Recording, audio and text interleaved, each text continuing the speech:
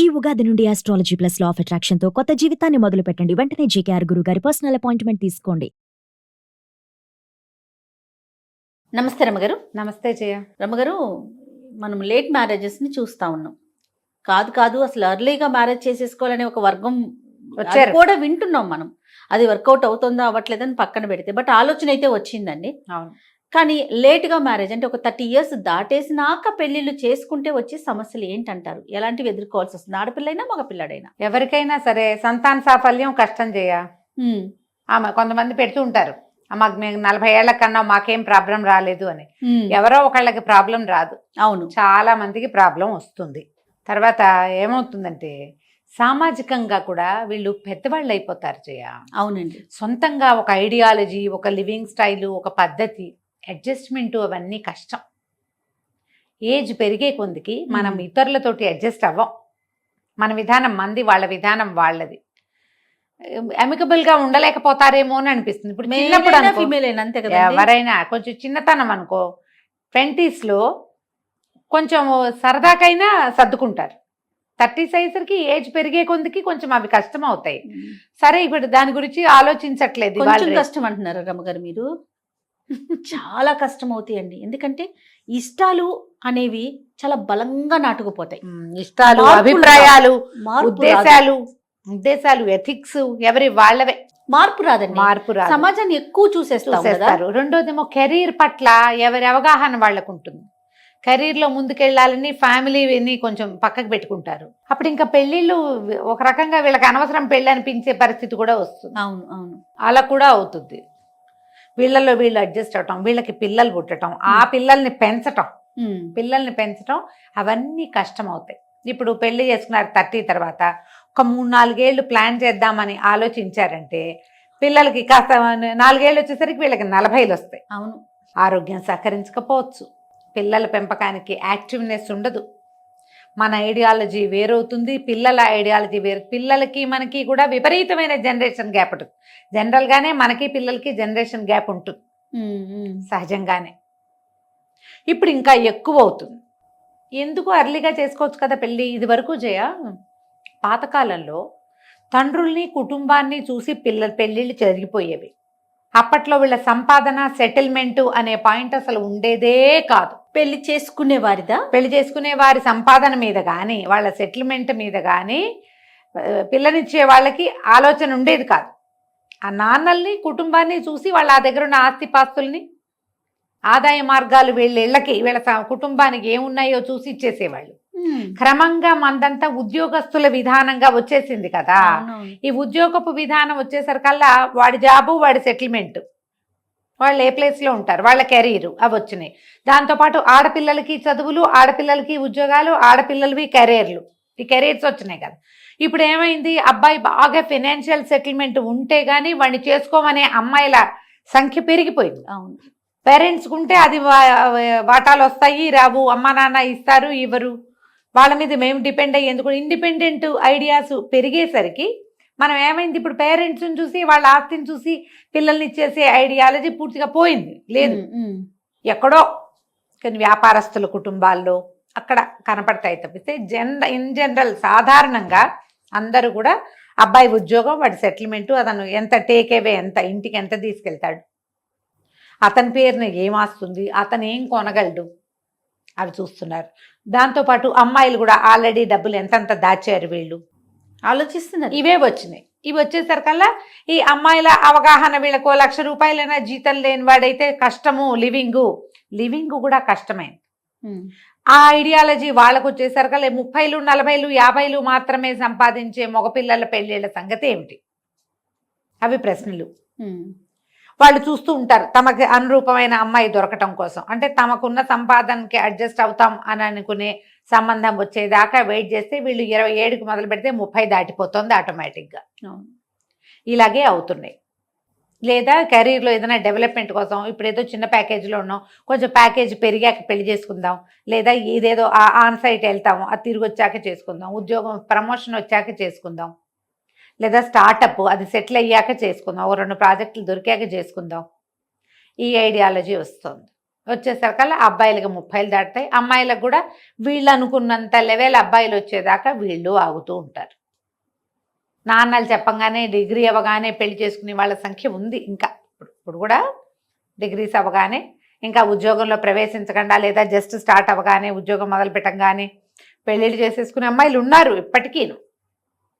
ఉన్నా కూడా అమ్మాయిల ఐడియాలజీ అది బాగా మారింది. ఖర్చులు పెరిగినాయి, ఎక్స్పెక్టేషన్స్ జీవితం పట్ల ఎక్కువైనాయి. మరి ఇవన్నీ మీట్ అవ్వాలంటే మరి డబ్బు కదా, వాటికి అన్నిటికీ కనెక్షన్ ఏంటి? డబ్బులతోటి. అవును. దీంతో ఇప్పుడు కొత్తగా ఏమొచ్చింది, అసలు పిల్లలే వద్దనుకునే సమాజం కూడా ఒకటి మొదలైంది. పెళ్ళే వద్దనుకునే సమాజము మొదలైంది. పెళ్ళొద్దు, కలిసి ఉందాం, ఫ్రెండ్స్ విత్ బెనిఫిట్స్, ఇలాంటివేవో 4-5 వాక్యాలు ఇంగ్లీష్ సినిమా వాక్యాలు చెప్పుకుని కలిసి ఉంటూ తర్వాత ఎప్పుడైనా పెళ్లి చేసుకుందాం అనిపిస్తే వాళ్ళిద్దరే చేసుకోవటమో, ఇద్దరు కలిసి చెరుకోళ్ళని చేసుకోవటమో ఏమిటో చేస్తున్నారు. ఇప్పుడు మళ్ళీ పెళ్ళిళ్ళు చేసుకున్నాక ఎంత డబ్బు వచ్చినా చాలదు, ఎంత డబ్బులు వచ్చినా ఖర్చే. అవును. ఏదైనా ఓ లోను ఇల్లో వాకిలో అనుకున్నారంటే ఇళ్ల రేట్లు ఏమి సామాన్యంగా ఉన్నాయమ్మా. కొంచెం అందుబాటులో ఇల్లు కావాలంటే ఊరవతలకు వెళ్ళాలి, అక్కడి నుంచి ప్రయాణం కష్టం. అందుకని ఇక్కడే కొనుక్కోవాలంటే వీళ్ళ శక్తిని మించిపోతుంది. దానికోసమని లోన్లు, దానికోసమని పిల్లల్ని పక్కకు పెడతారు. క్రమంగా డింక్ వచ్చింది. ఇప్పుడు డబల్ ఇన్కమ్ నో కిడ్స్ ఇప్పుడు బాగా కనపడుతోంది కదా. అవునండి. ఇద్దరికి ఇన్కమ్ ఉంటుంది, వీళ్ళ ఖర్చులు, వీళ్ళ జీవితం మీద వీళ్ళకున్న అవగాహన, ఎక్స్పెక్టేషన్స్ మీట్ అవ్వడానికి ఆ డబ్బులు సరిపోతున్నాయి. పైగా అన్ని ప్రైవేట్ ఉద్యోగాలే కదా, ఫ్యూచర్ కోసం దాచుకోవద్దు. మధ్యలో పిల్లలకి స్పేస్ ఏది? ఈ ఐడియాలజీ మాకు పిల్లలొద్దు అని ఇలాంటి ఐడియాలజీ ఎప్పుడు వస్తుంది? 20లలో పిల్లలు కావాలని వద్దని ఏం తెలీదు, 30 దాటాక వస్తాయి ఐడియాస్. 30s దాటాక పెళ్ళిళ్ళు చేసుకుంటే ఇలాంటి ఐడియాలజీ పెరుగుతుంది. సంతాన సాఫల్యం లేక డాక్టర్ల దగ్గరికి వెళ్ళే వాళ్ళందరూ అబౌవ్ 30 మ్యారేజెస్ వాళ్ళే ఉంటారు.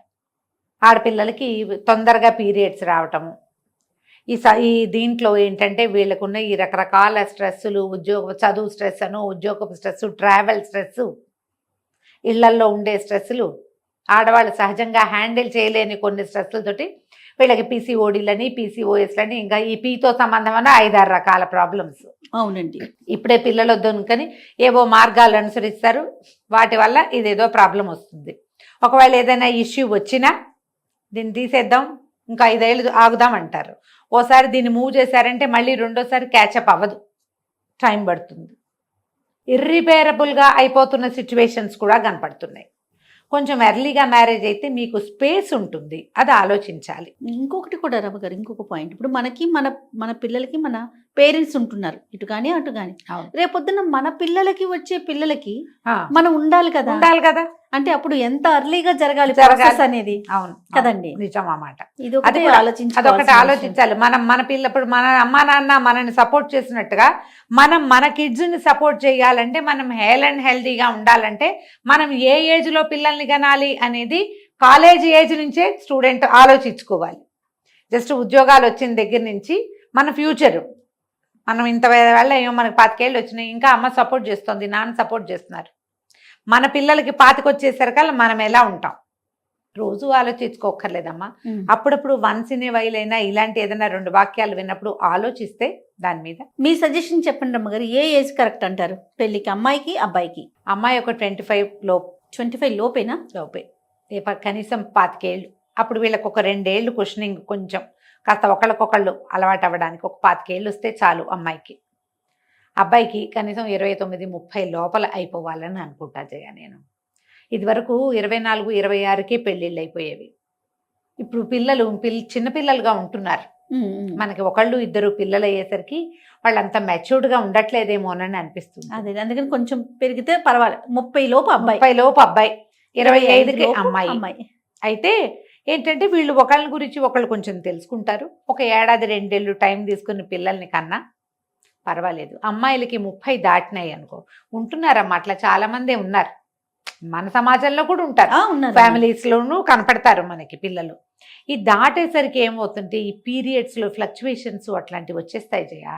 ఒళ్ళు లావు వచ్చేస్తుంది, ఒబేస్ అయిపోతారు, ఏవో ఒక రకాల ఆరోగ్య సమస్యలు మొదలవుతాయి. వీళ్ళు ఏం సపోర్ట్ చేస్తారమ్మా ఫ్యామిలీని? వాళ్ళనే చూసుకుంటారా, కుటుంబాన్నే చూసుకుంటారా?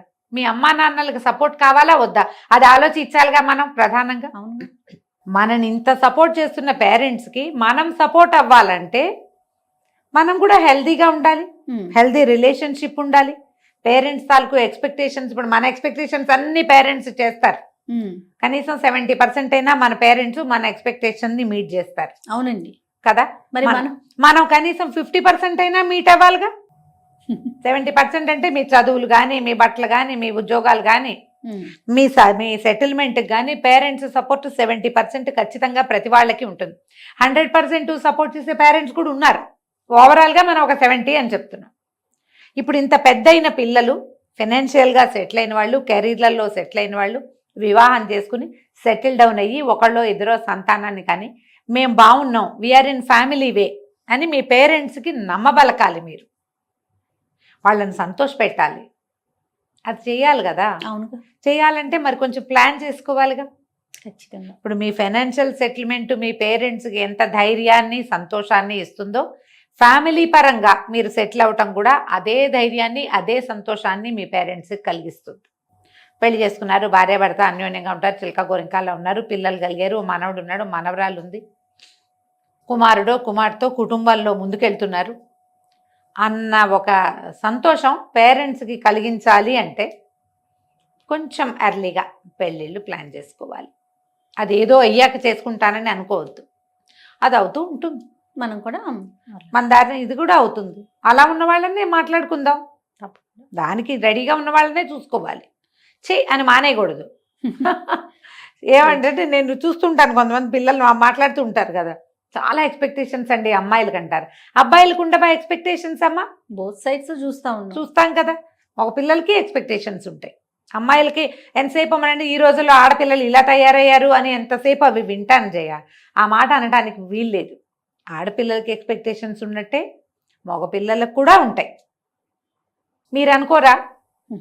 అమ్మాయి చక్కగా ఉండాలి, అమ్మాయికి ఉద్యోగం కావాలి, పేరెంట్స్ సపోర్టివ్గా ఉండాలి, మీకు కావాల్సినప్పుడు వచ్చి అక్కర్లేనప్పుడు మాయమైపోవాలి, బాగా ఆస్తిపాస్తి ఉండాలి, బాగా చూసుకోవాలి, మన అబ్బాయిని బాగా జరపాలి, పండగలకి పబ్బాలకి పిలిచి గిఫ్ట్లు ఇవ్వాలి, వాళ్ళు ఇవన్నీ ఆలోచించాం, కట్నం ఇవ్వాలి, ఎటుండే ఆలోచనలు అట్టున్నాయిగా, అక్కడ ఉన్నాయి. ఇప్పుడు ఆడపిల్లలు కూడా కొంచెం అవకాశం వచ్చింది, ఎందుకంటే వీళ్ళకి చదువులు ఉద్యోగాలు ఉంటున్నాయి కదా. వీళ్ళకి శుభ్రమైన చదువులు, మగపిల్లలతో ధీటుగా ఉద్యోగాలు, సమానమైన ప్యాకేజీలు, సేమ్ స్ట్రెస్ లెవెల్స్ అవన్నీ ఉన్నప్పుడు ఎక్స్పెక్టేషన్ ఎందుకు ఉండకూడదు అమ్మాయిలకి? అమ్మాయిలకు కూడా ఆ మాత్రం ఉండొచ్చు కదా. సమాజం మారలేదు, ఆడపిల్లల్ని తప్పుపడితే ఏమిటో నాకు నచ్చదు చేయ, అది పొరపాటు అనిపిస్తుంది. నువ్వేమో వాళ్ళని అన్ని చోట్ల ఈ ర్యాట్ రేస్లో పరిగెత్తిస్తావు, వాళ్ళు మాత్రం అమ్మకాలలాగా బుద్ధిమంతులుగా ఏమి అడగకుండా ఏమి ఆశించకుండా ఉండాలా? ఎక్స్పెక్టేషన్ ఉండొద్దు అనుకుంటుంది, తప్పు కదా అది. ఇంత పరిగెత్తిస్తూ చోచో అంటూ వీళ్ళని కదా, ఈ రేస్లో మగపిల్లలు పరిగెడుతుంటే ఆడపిల్లలు కూడా పరిగెడుతున్నారు కదమ్మా పాపం, ఎల్కేజీల నుంచి ఇంత పరిగెత్తి. అది మాత్రం సీత అరుంధతి వాళ్ళు ఎవరిలాగానో తలకాయ దించుకుని మొగుడు ఎటు వెళ్తే అటు వెళ్తానని, ఆయన ఏది చెప్తే అదే వింటానని ఎందుకంటుంది? ఎలా అంటుంది? అలా అనడానికి వీల్లేదు, అనుకోకూడదు అసలు. మనం ఇప్పుడు మన ఆడపిల్లల్లాగానే పై వాళ్ళ ఆడపిల్ల కూడాను, అవునా కాదా? 100%. ఇలా ఆలోచించండి. అమ్మాయిలకి ఎక్స్పెక్టేషన్స్ ఉండటం సహజం, ఉండొచ్చు, దాన్ని మీట్ అయ్యే వాళ్ళే వస్తారు. వాళ్ళకి మీ ఎక్స్పెక్టేషన్స్ మీకు ఓకేనే, మీకు తగిందే మీకు కూడా వస్తుంది. ఈ రోజుల్లో ఆడపిల్లలు అని మాత్రం అనకూడదు. ఓకే, ఎవరైనా ఒకటే. ఏదేమైనా అర్లీ స్టేజ్లో మ్యారేజ్ చేసుకోవటం, కొంచెం బిలో 30s ప్లాన్ చేసుకోండి పెళ్లికి. నమస్తే రమ్య గారు. నమస్తే.